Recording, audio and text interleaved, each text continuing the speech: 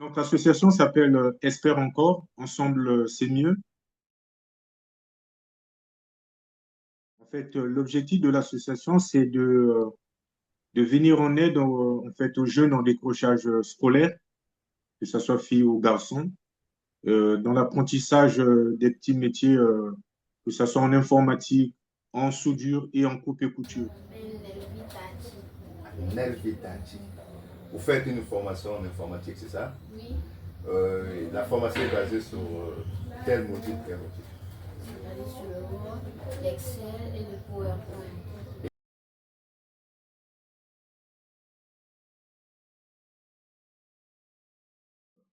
En parallèle aussi, nous avons comment à soutenir aussi les personnes paraplégiques qui, euh, qui sont en difficulté de transport ou de déplacement en Afrique, plus précisément au Congo-Brazzaville. Donc, nous réalisons des tricycles qu'on met à leur disposition.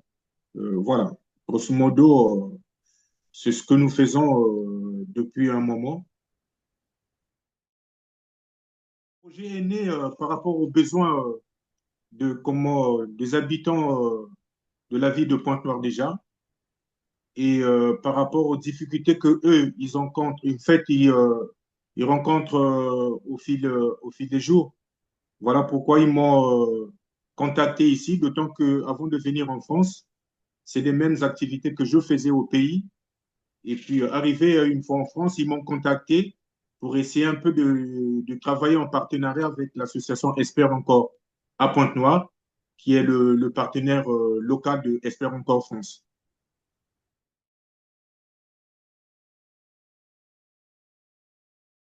Sur le deuxième FAD, nous avons comment participé à des rendez-vous.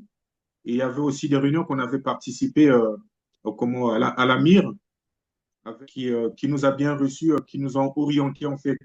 Euh, Après, c'était des choses techniques qu'on ne connaissait pas avant, mais après, du fil en aiguille, la MIR vraiment nous a bien situé, bien expliqué en fait la procédure et l'accompagnement a été vraiment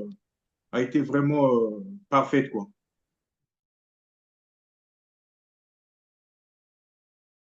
Ça nous a vraiment beaucoup aidé. C'était vraiment utile pour nous.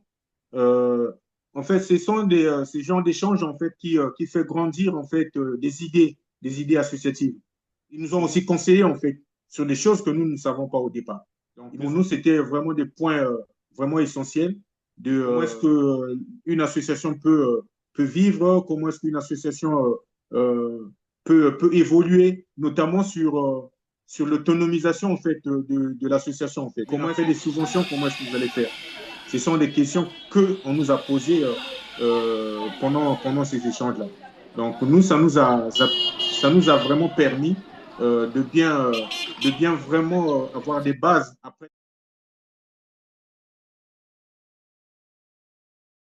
oui, c'est ce que je venais de dire tout à l'heure. En fait, par exemple, monter un projet, au départ, c'est des choses qu'on ne pouvait pas faire. Ça, c'est l'AMIR déjà qui nous a aidé à comment monter un projet. Avec tous ces détails. L'AMIR aussi nous avait conseillé de vraiment mettre les outils, en fait, les réseaux sociaux en place. C'est ce que nous avons fait aussi. Donc aujourd'hui, l'association a une page Facebook, nous avons une site Internet, nous sommes aussi sur YouTube, donc on peut communiquer aussi facilement avec, avec d'autres personnes. Les étapes majeures, c'était déjà la sensibilisation déjà. C'était déjà une très bonne chose. Et il y avait l'écriture du projet. Et ensuite, il y avait des réunions, bien évidemment, qu'on avait avec l'AMIR aussi. Ça a aussi beaucoup compté. Et, après, il y avait quoi? La mise en place du projet. On avait toujours aussi besoin de l'AMIR pour que l'AMIR, voilà, essaie un peu de nous recadrer s'il y a des choses qu'on n'avait pas bien fait au départ. Donc, voilà grosso modo ce que je peux dire.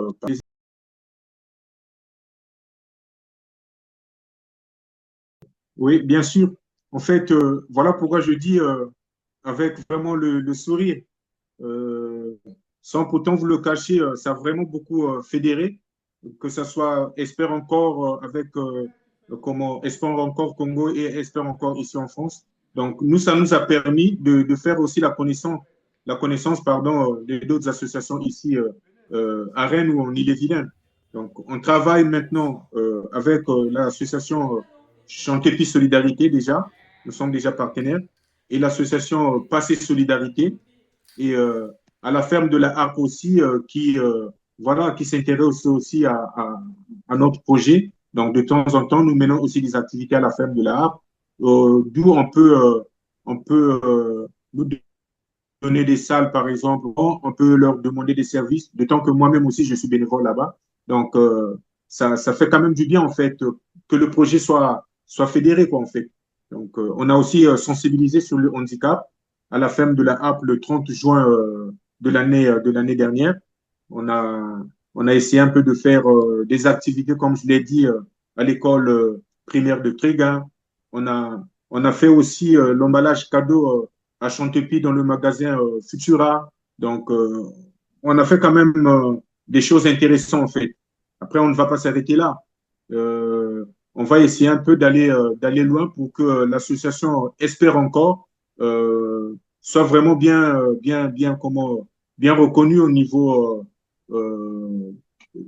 je peux dire au niveau international. C'est cela notre objectif, d'aller encore chercher des partenaires pour que voilà qu'on puisse aider les personnes paraplégiques qui sont surtout en difficulté en Afrique. Pas seulement en Afrique, donc ici aussi en France. Donc, c'est ce que nous voulons. Donc, s'il y a des associations qui veulent vraiment qu'on leur apporte aussi des services bénévolement, bien évidemment, on est là pour venir les aider.